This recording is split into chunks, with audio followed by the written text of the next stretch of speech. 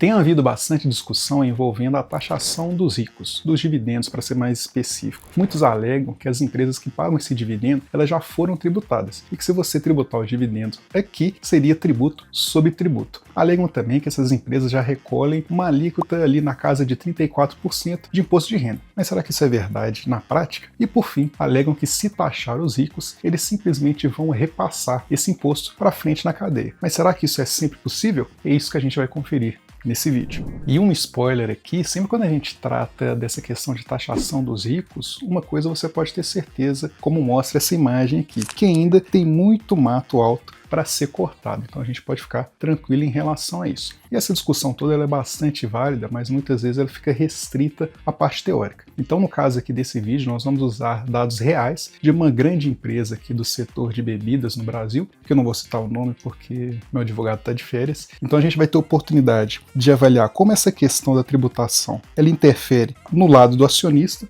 dos donos dessa empresa, do lado da empresa em si e da sua produção, e lá na outra ponta do trabalhador.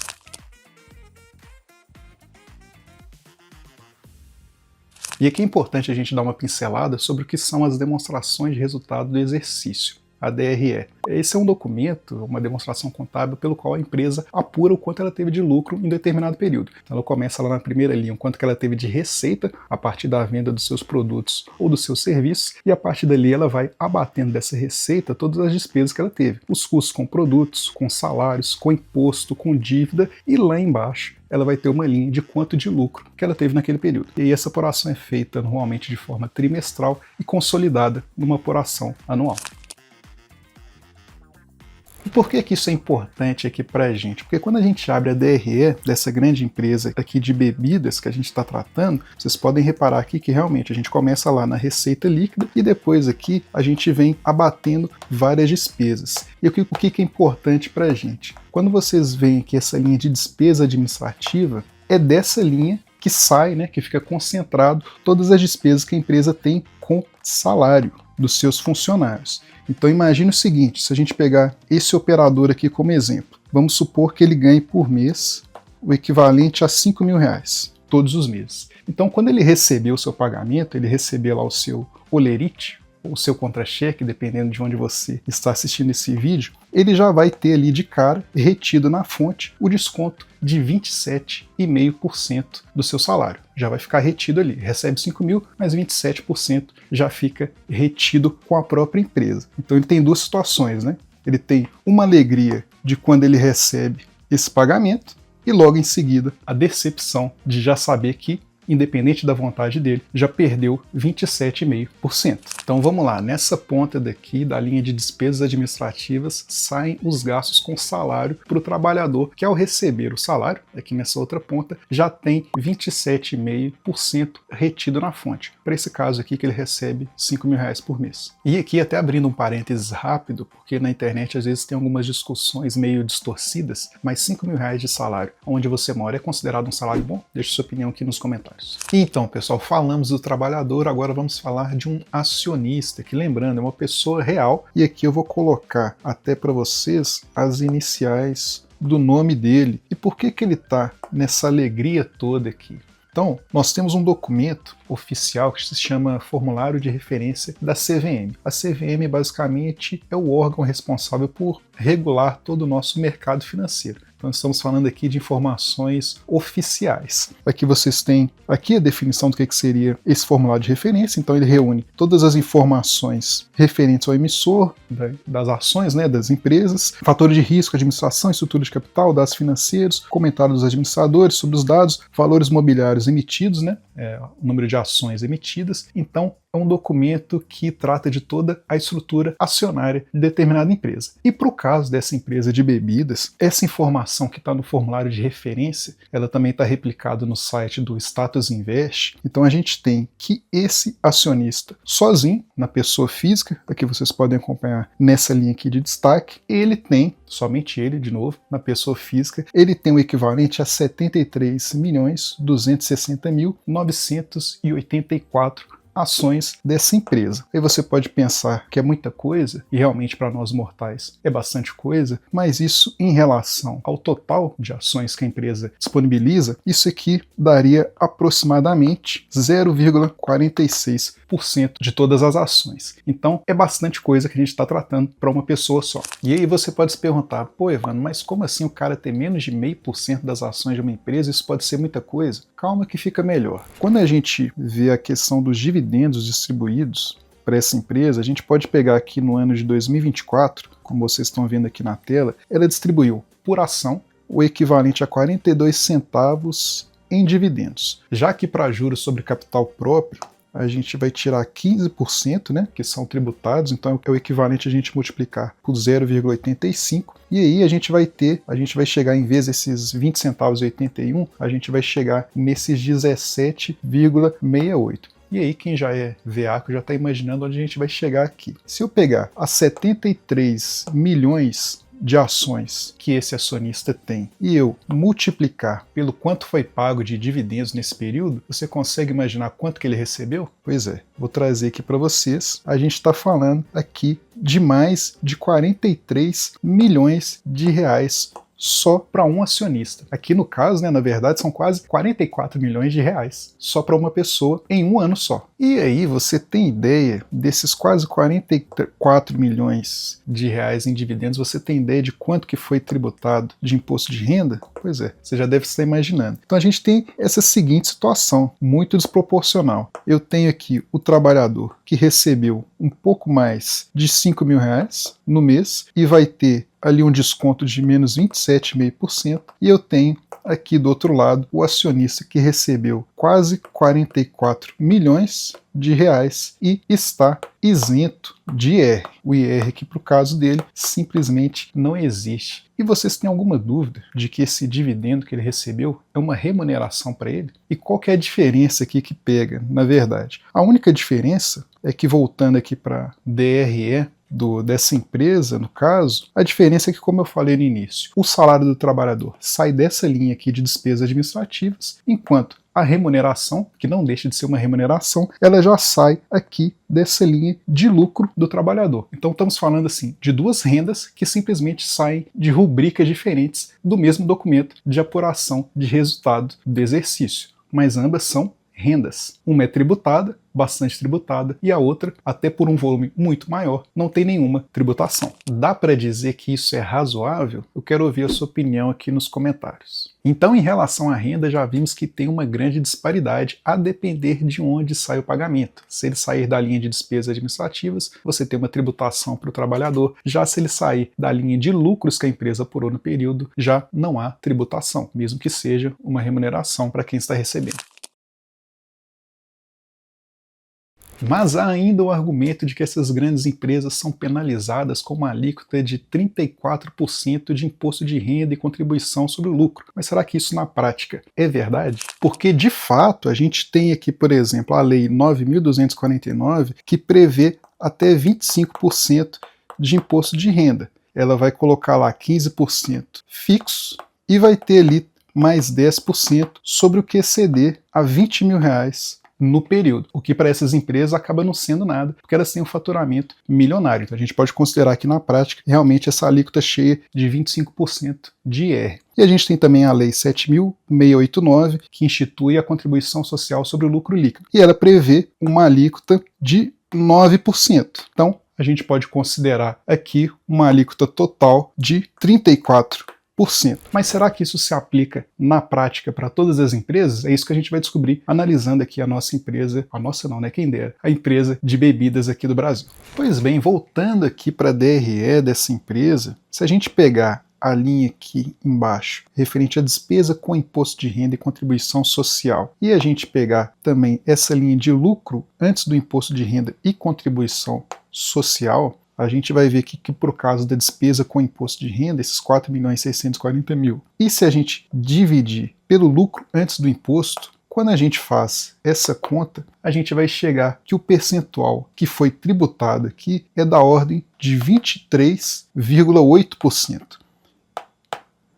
E por que que isso acontece? Justamente Por quê? Para a base de cálculo tributável existem vários ajustes. Então imagina o seguinte, a empresa tinha um lucro da ordem lá de 19.487.000, só que no final das contas ela reduziu essa base de cálculo e consequentemente ela vai pagar menos impostos. E um dos motivos pelo qual ela pôde reduzir essa base de cálculo está aqui, ó, subvenção governamental. E o que é uma subvenção governamental? Normalmente é um incentivo que o governo dá em troca de uma contrapartida de uma empresa. Por exemplo, ela pode ceder o direito para uma empresa de usar um dos seus lotes, né, um dos seus terrenos, mas em contrapartida a empresa teria que gerar 10 mil empregos, por exemplo. Mas não deixa de ser um incentivo do governo que fez aqui nesse caso com que reduzisse a base de cálculo tributável. Além disso, quando a gente trata da despesa do imposto em si, vocês podem perceber aqui que, a princípio, a empresa teria que pagar de imposto 5,5 milhões. E também ocorrem aqui vários incentivos, né, várias modalidades aqui que permitem que a empresa possa reduzir essa despesa de imposto. Então ela saiu aqui de 5,5 milhões e teve que pagar 4,6 milhões. E aqui vocês podem ver também que um desses incentivos, né, desses itens que possibilitaram essa redução de despesa, está aqui, referente a incentivos referentes ao imposto de renda. E tudo isso faz com que, como a própria empresa mostra, né, na sua demonstração contábil, que a alíquota efetiva de imposto que ela recolheu é da ordem de 23,8%, como a gente havia calculado no slide anterior. Então percebem que a gente está saindo de 34% previsto em lei, mas a alíquota efetiva que a empresa realmente recolhe é de 23,8%. E claro que é importante ressaltar que tudo que a empresa está fazendo aqui nesse caso não tem nada ilegal. Tudo isso envolve planejamento tributário. Até porque muitos desses incentivos, né, como eu mostrei aqui, eles são decorrentes de ações do governo. Mas o que eu queria chamar a atenção é que muitas vezes a gente vê por aí comparações sobre a carga tributária das empresas aqui no Brasil em comparação com países de primeiro mundo, mas vocês puderam observar que existe uma diferença do que está previsto em lei e do que se torna lá na ponta a alíquota efetiva que de fato é cobrada dessas empresas. Então percebem que de 34%, no caso dessa empresa, que é um grande player aqui no Brasil, a alíquota efetiva foi quase de 10% a menos daquilo que estava previsto na legislação. E a gente está tratando aqui de uma gigante brasileira a nível mundial, como exemplo nesse vídeo, mas cabe também aqui um parênteses envolvendo as pequenas e médias empresas, que como vocês podem ver, aqui elas são responsáveis por 97% dos negócios realizados aqui no país e são responsáveis também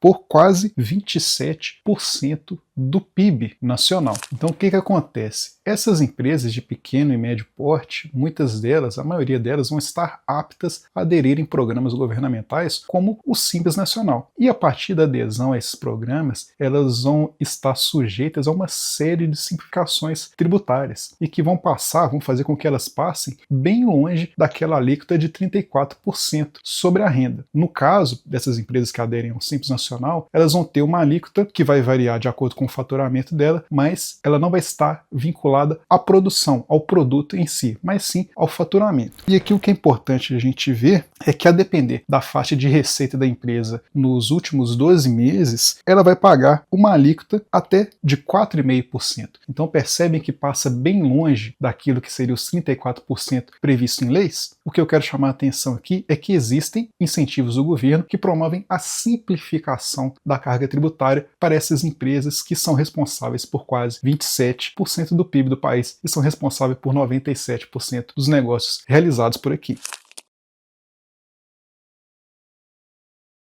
Então vamos lá, as empresas pagam bastante imposto? Sim, mas é como dizem por aí? Nem tanto. E aí a gente entra naquela questão que muita gente alega também, que se aumentar os impostos, os ricos vão simplesmente repassar esse custo para frente. Então, por exemplo, sai uma medida do governo determinando o aumento do imposto sobre a mercadoria. Então isso vai incidir sobre a empresa e aí a direção da empresa vai decidir aumentar, né, embutir esse aumento no custo dos produtos e isso iria refletir lá na outra ponta para o trabalhador quando ele estivesse fazendo fazendo a sua compra no supermercado, por exemplo. Então vamos voltar aqui para a DRE do contribuinte e como a gente havia falado no início, tudo parte aqui dessa receita líquida. Mas antes de chegar nessa receita líquida, tem um passo anterior, que é a apuração da receita bruta. Então como é que a gente chega e como é que a gente apura essa receita bruta? Você vai ter a receita que é proveniente aqui da venda de produtos, no caso, né? Então como é que ele vai chegar na receita que é proveniente da venda de produtos? Ele vai ter a quantidade de produtos vendidos vezes o preço de cada um desses produtos vendidos. Aí ele chega na receita referente à venda desses produtos. E aí, para chegar lá embaixo, na receita líquida, um dos abatimentos que ele vai fazer é justamente os impostos, né, que incidem sobre a venda. No caso aí, os impostos sobre consumo. Então, é razoável imaginar que se houver um aumento aqui nessa linha de imposto, para que você continue tendo ali a sua receita estável, você também tem que aumentar a receita que vem da venda de produtos, né? Então, você vai interferir aqui no preço do produto que você vai vender. Então a questão de, se houver um aumento de imposto numa ponta, o dono, né, da empresa poder repassar esse custo para frente, isso é verdade em partes. E um exemplo prático disso, já que a gente está tratando aí de uma empresa de bebidas, seria, por exemplo, a venda de uma cerveja. Vamos supor que determinada empresa vendeu 1000 itens, né? 1000 itens aqui de cerveja a R$9 cada. Então, desse modo, ele teve aqui uma renda, né, uma receita bruta de simplesmente R$9.000 aqui de receita bruta. Como a gente viu, para a gente chegar no cálculo da receita líquida, que dali para frente vai decorrer toda a DRE, seria necessário aqui fazer o abatimento, né, dentre outros, o abatimento dos impostos que incidem sobre a venda. Aqui no caso eu estou pegando como referência São Paulo, em que o imposto sobre cerveja ele é de 25%. Então aqui seria o equivalente a multiplicar por 0,75. Então ele teria uma renda líquida de R$6.750. Então essa aqui seria a receita líquida, considerando exclusivamente esse produto. Então aqui a gente tem que pensar o seguinte: se houver, como a gente comentou no slide anterior, se houver um aumento aqui desse imposto, eu preciso fazer um aumento aqui na linha de cima para compensar e para pelo menos manter a receita que eu tinha anteriormente. Então se eu aumentei o imposto aqui, eu vou precisar necessariamente, né, a coisa mais fácil aqui para o empresário fazer seria aumentar o preço de venda. Então aqui fica claro como quem é dono de empresa consegue repassar um eventual aumento de imposto sobre produto para frente. Mas a gente vai ver que existem algumas nuances aqui que passam despercebidas. E o que passa despercebido quando a gente está tratando de reforma tributária é que os impostos têm naturezas diferentes. Então a gente vai ter sim, de fato, os impostos que incidem sobre o produto, aqui no caso do ICMS, por exemplo, como a gente acabou de calcular no slide anterior. Outra natureza de imposto são aqueles que incidem sobre a propriedade. Então, se você tem um imóvel, pelo simples fato de você ter esse imóvel, você tem que pagar o imposto por ser o proprietário. Para o caso de automóveis também, o simples fato de você ser dono de um, você tem que pagar o imposto, aqui no caso de IPVA. E você tem também uma outra natureza de imposto que envolve o ganho de renda, né? A entrada de dinheiro no bolso, digamos assim, que são os impostos que envolvem a renda. A gente tem também o imposto que seria o nosso equivalente ao imposto de sobre-herança, que é o nosso imposto de transmissão causa-morte, né? Quando alguém morre, você vai herdar algum bem. Também se aplica a doação, mas aqui para o nosso caso a gente vai tratar mais a questão da herança, que seria alguém recebendo uma renda, pelo próprio nome já disse, por herança.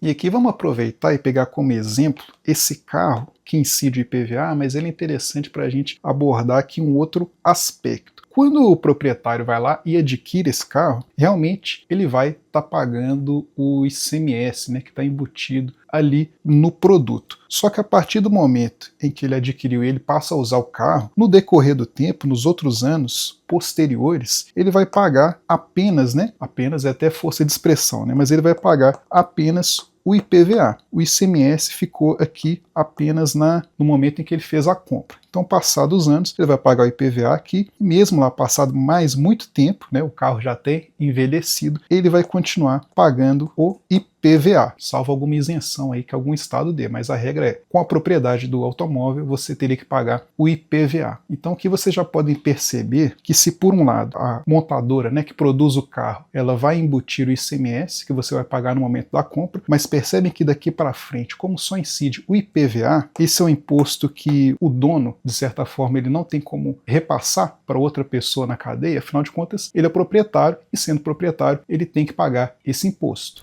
E ainda falando de PVA, vocês se lembram daquele acionista que eu dei o exemplo aqui de que ele pode ter recebido aí quase 44 milhões de dividendos? Vamos supor que ele decida usar esse dinheiro para comprar um jatinho. E vocês vão concordar que também é um bem que serve para locomoção. Uma locomoção diferente de um automóvel, mas ainda assim uma locomoção. Mas é um jatinho que hoje ele custa aí a partir, né, de 3 milhões de dólares e o máximo aí, o céu é o limite, né? Então, mas mesmo com esse jatinho, não haveria cobrança de imposto sobre essa propriedade. Em contrapartida, caso o nosso lá operador, nosso trabalhador, tenha uma moto simples, ele todo ano vai pagar um IPVA. Então, esse imposto sobre propriedade, ele também acaba estando concentrado na população de classe média e mais pobre. E até em defesa agora aqui do acionista, mesmo que esse jatinho fosse sujeito à cobrança do IPVA, vocês concordam que não teria como ele repassar esse custo de imposto para outra pessoa, para outra etapa, para outro processo? Porque esse imposto incidiria simplesmente no fato gerador que a gente chama de ele ser o proprietário. Não tem mais ninguém para que ele consiga repassar esse custo. Concordam? E então, falando em impostos que a gente não consegue repassar, né, que a pessoa não consegue repassar,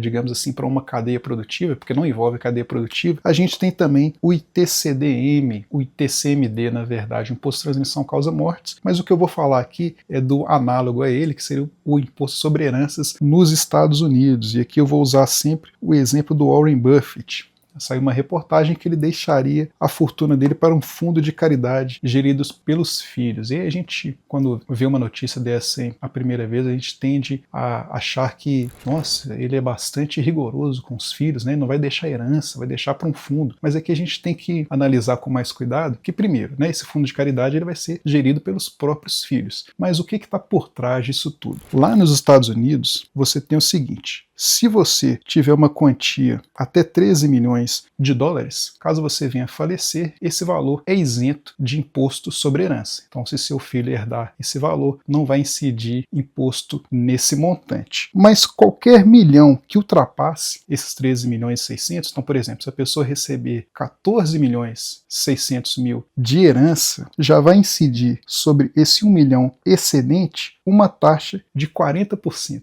Então vocês imaginam o seguinte: a fortuna do Warren Buffett, ela é aproximadamente, né, na verdade, ela é maior do que 150 bilhões de dólares. Então, praticamente tudo excede aqueles 13 milhões. Então, praticamente 100% da fortuna dele seria taxada em 40% em caso, né, da sucessão, quando houvesse ali a transmissão desse valor para os filhos dele. Então, isso até ajuda a explicar um porquê que toda essa herança dele vai para um fundo de caridade gerido pelos filhos, né? Quando a gente traz essa realidade aqui para o Brasil, e a gente tem aqui o nosso imposto sobre transmissão de causa-mortes, né? Quando você recebe uma herança, você também tem que pagar o imposto, só que a gente tem uma resolução aqui do nosso Senado, que, lembre-se bem, né? A gente acabou de ver aqui que lá nos Estados Unidos a alíquota, né, por 1 milhão excedente é de até 40%, mas aqui no Brasil a gente tem essa resolução do Senado que diz que a alíquota máxima do imposto, né, que trata essa resolução, né, que é o imposto de transmissão causa-morte e doação, será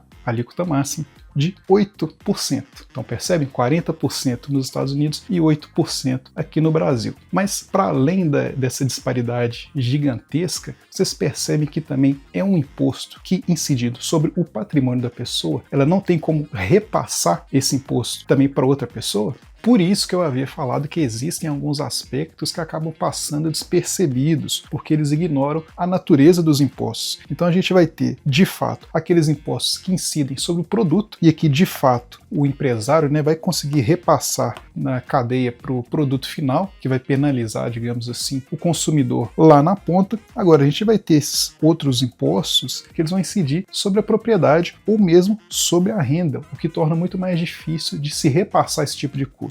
Então a gente tem que trabalhar no sentido de reduzir essa carga tributária que incide sobre os produtos e, em contrapartida, aumentar a carga tributária que incide sobre a renda e sobre a propriedade, sobre grandes propriedades. E existe também o argumento que caso houvesse a tributação dos dividendos, por exemplo, aí os ricos poderiam transferir os dividendos da empresa para uma holding e essa holding administrada por eles poderia arcar ali com seu custo de vida, com despesas pessoais. Mas bem, percebem que se esse for o caso, a gente está quase empurrando esse percentual da população dos ricos para uma condição que é muito próxima ao cometimento de até crime contra a ordem tributária. Porque nesse caso do exemplo que eu dei, isso estaria caracterizando possivelmente uma situação de confusão patrimonial, que é quando você usa de uma pessoa jurídica para dar sustentação aos gastos de uma pessoa física. Uma coisa é a elisão fiscal, como a gente mostrou aqui no caso da empresa de bebidas que a gente está avaliando, né? Todo um planejamento tributário que, por mais que envolva vários incentivos, está tudo dentro da legalidade. Outra coisa seriam essas medidas, no mínimo, suspeitas.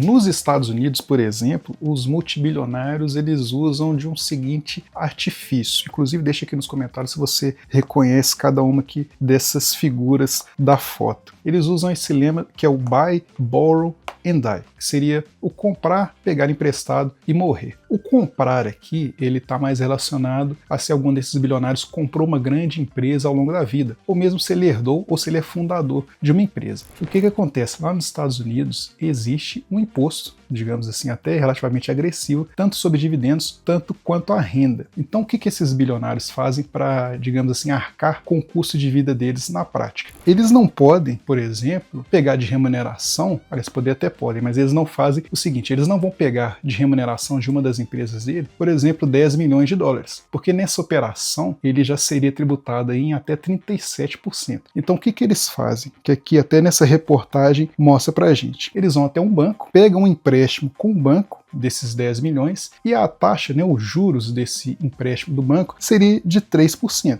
E aí com esse dinheiro ele custeia, né, a vida dele, as despesas pessoais, em contrapartida que se ele simplesmente pegasse essa receita como salário, ele teria que arcar com 37% de imposto. Então ele faz essa troca, em vez de ele pagar 37% de imposto, ele, através do empréstimo, ele pagaria apenas 3% de juros, né, para esse banco. Então uma realidade assim totalmente diferente do Brasil, porque lá também, especialmente para esse volume de dinheiro, você consegue empréstimos a uma baixa taxa de juros, bem diferente da nossa realidade aqui do Brasil. E aqui o outro elemento, né, então ele tem uma empresa que está vinculada aqui a esse buy, né, esse comprar, ele vai pegar esse empréstimo e depois tem a morte. Por que tem a morte aqui? Tem a morte porque os herdeiros, né? Primeiro que ele não vai ter incidência do imposto sobre herança, né? Porque existe aquela manobra, como a gente viu no caso do Warren Buffett, que é justamente de trazer, né, de deixar o patrimônio vinculado a uma fundação de caridade. Então eles já conseguem, entre aspas, aqui fugir do imposto sobre herança nesse aspecto. Já essa operação de empréstimo para custear a vida, as despesas pessoais dele, eles têm esse empréstimo que vão rolando durante toda a vida deles e quando eles vêm a morrer, os sucessores, né, os filhos, as pessoas que vão herdar aquele patrimônio, eles simplesmente vão partir de um certo ponto e refazer esse esquema novamente. Como a empresa administrada por eles, eles vão novamente ou herdar o empréstimo que o patriarca fez, ou fazer novos empréstimos e seguir repetindo esse ciclo por gerações e gerações.